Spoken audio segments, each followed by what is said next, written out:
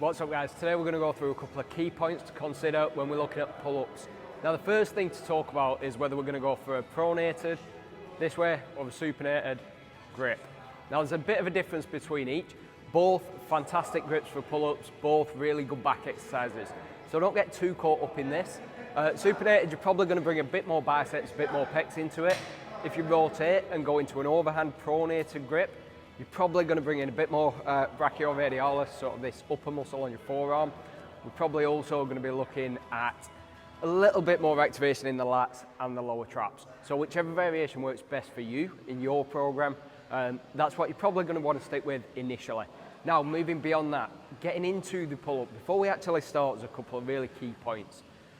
Pull-ups are a difficult exercise, so make sure that obviously you're qualified to do them, you've got a bit of a training background.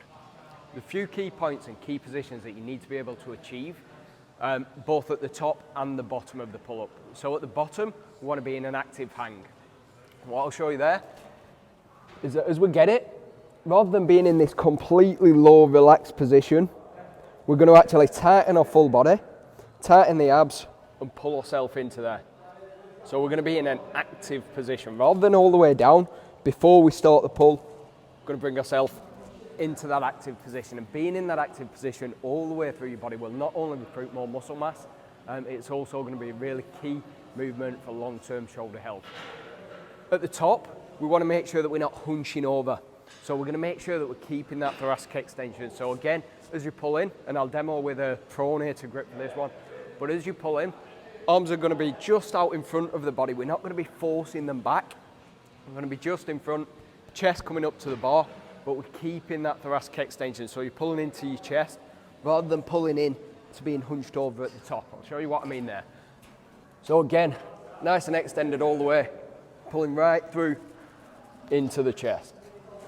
Right through into the chest and keeping that extension throughout. Two really important components. Now, again, we mentioned that pull-ups are a difficult exercise to do. What that means is that we're going to have some variations that can build you into it. Now, we can do banded pull-ups. Obviously, banding the pull-ups, a really good option, really good variation to use.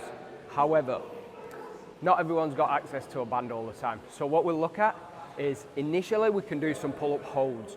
If you're not quite comfortable with the full movement, or you can only get one or two, what you might want to do is do some static holds in that bottom and the top position. So the bottom position, just getting used to an active hold, but obviously the top position, pull in, 3, 2, 1, come down. And if you can get another rep, pull in, 3, 2, 1, come down.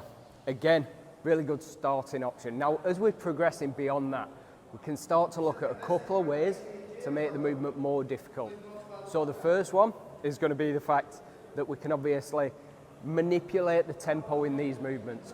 So as we're trying to manipulate the tempo, you can speed up the rep, pulling up, and we can certainly slow down the rep coming down. We can keep it slow all the way through, we can have pauses in. So what that would look like, let's say we're doing a 3-to-1 tempo, or a 3-0-1-1 tempo. We'll be up at the top, 3 seconds, 3, 2, 1, coming down, still active, nothing at the bottom. We'll pull up for 1, hold for 1, and then 3 down again. And again, really good way to progress it. Beyond that, the only other thing that I'd suggest that we do is adding weight, and adding more load, more weight is obviously going to increase the intensity of that exercise. Guys, pull-ups are a great exercise to put into your program. If you've not got them already, make sure that you're active in that bottom position and you're active in the top position. You're making sure that you keep thoracic extension. You're going to find it a fantastic back exercise. Guys, I hope that helps.